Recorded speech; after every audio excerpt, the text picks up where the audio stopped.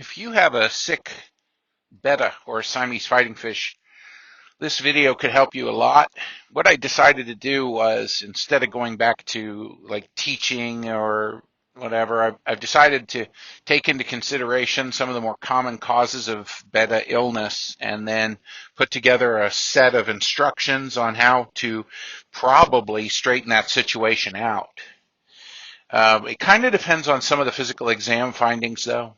Like if you know that the Siamese fighting fish has a great big round bloated belly that has come up slowly over time, that fish has very little chance of survival because that swelling in the abdomen is usually a liver that is full of TB or fish tuberculosis, and I did a video on that. So if you've got a Siamese fighting fish with a gradually distended belly, then this video might not help you very much. Past that, this video could be useful if the fish is losing weight, or the fins are rotting away, or the body has tufts of white furry cotton on it. If it's got clamped fins, if it's stopped eating, a real assortment of different things. The first thing I need you to do is establish what the prevailing water temperature is.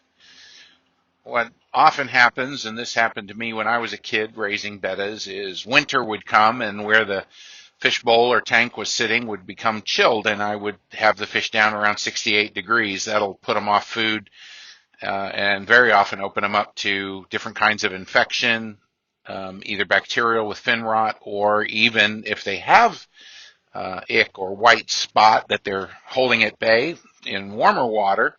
Sometimes when the fish get chilled, they will break with some of these diseases. So it's a good idea to make sure that the water temperature is in the mid to high 70s, measured in Fahrenheit. If the Siamese fighting fish tank or bowl is not in that temperature range, then it would probably be a very good idea to go ahead and make arrangements with either a small aquarium heater or moving the tank to some location in the house where it will remain consistently in the mid to high 70s. Another common cause of illness in the fish, there's actually three of them, that all kind of lump together in water quality. There's a falling pH, a high nitrate level, and the accumulation of lots of dissolved organics or background pollution, and that's just from overfeeding. But instead of teaching you about pH and nitrates and high levels of background pollution, for the sake of this video, what I want you to do next, after establishing the temperature 78 degrees, I want you to perform a fairly substantial water change. You'll need to use dechlorinated water or water that has sat overnight and achieve the same water temperature as the water the betta is coming out of, and change at least 60% of the water. Or if you want, you can change a little bit less, say 20 to 30% every day for 3 days. What I noticed sometimes in some of the Help My Betta videos is there's no mention of water quality. But what I also noticed is that in the treatment of these fish, the fish are often moved to different facilities, or water changes occur as a matter of the treatment. And thereby, if by happenstance the pH was low or the nitrates were high or whatever, that in the process of the treatments, the water changes or the removal from bad water seems to help bring around resolution of the fish problem. So what we've got so far, to recap, is make sure that the betta is at 78 degrees roughly, and make sure that the water is substantially changed and fresh. That will correct at least 3 of the common causes of poor doing Siamese fighting fish. Next, I need you to apply salt. Once you've done a substantial water change and you've got the water looking as good as possible, and you have gotten the prevailing temperatures in that water to be about 76, 78 degrees, what I need you to do is apply a little bit of salt. The salt dose that I need you to use is 1 teaspoon per gallon of water that you have. And I need you to do that every 12 hours for 3 doses. So the total dose of salt is 3 teaspoons per gallon of water. But you'll be adding that at 1 teaspoon per gallon every 12 hours over 3 doses. So if you're treating a 2-gallon fish bowl, you're going to put 6 teaspoons in, which would be divided into 2 teaspoons every 12 hours for 3 doses. Now, applying that salt is going to eliminate the reproductive cycles of most ciliate protozoan parasites. So you're going to be interrupting the life cycle of ick and Kilodinella and Trichodina and half of the Costia out there, as well as a variety of other ciliated protozoan parasites, and you'll be doing that safely and not kill the betta. But that's not the only treatment I need you to apply. And there's one other thing I have to tell you about with that salt, and that is if you are running live plants with your betta, for example, if you're keeping that betta in a fishbowl with peace lily in the top, which I used to do as a kid too, but if you have live plants and some sensitive kinds of snails perhaps living with that betta, you're not going to want to keep those in there while you're salting. You're either going to want to remove the plant and the snails or risk losing them.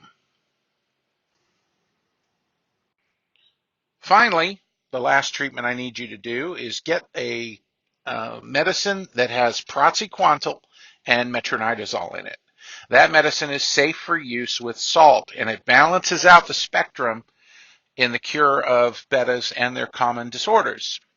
The medicine that I'm talking about is called General Cure, and it comes from Aquarium Pharmaceuticals Incorporated, and it's called General Cure, and it is a combination of praziquantel and metronidazole. General Cure is available in lots and lots of places. Amazon.com has it, and pretty much anywhere Amazon ships you can get it. And here's what General Cure does. It will treat hexamida and spironucleus, as well as internal parasites with the other compound in it called praziquantel. So when you use General Cure with the metronidazole praziquantel, you are treating flukes, which are not sensitive to salt. You're treating hexamida and spironucleus, which causes weight loss, and with the other part, the praziquantel in the General Cure, you are also treating internal parasites, mostly cestodes and trematodes. So the long and the short of this video, as far as helping with sick bettas, your best bet is going to be a massive water change with dechlorinator or aged water, and then establish a temperature of 76 to 78 degrees, and then treat with salt at 0.3%, and then treat with General Cure, which has metronidazole and praziquantel in it. So then you might say, wait a minute, what about fin rot? Well, the thing about fin rot is that's never a primary infection. What I mean by that is you don't need to apply antibiotics for fin rot. What you need to do is control the causes of fin rot, which is immune suppression. What you'll find is when you do your major water change and warm the fish to 76, 78 degrees, you clear the parasites with something gentle like salt and General Cure, you'll notice that the fins stop rotting and everything gets better. You don't need an antibiotic to treat fin rot once you improve the water quality and get rid of the parasites for the fish. So that is how to treat, I would have to say, 90 to 95% of sick betta cases. And that is massive water change, 78 degrees, salt, and General Cure. Appreciate you listening. Hope you'll take it seriously. Thank you.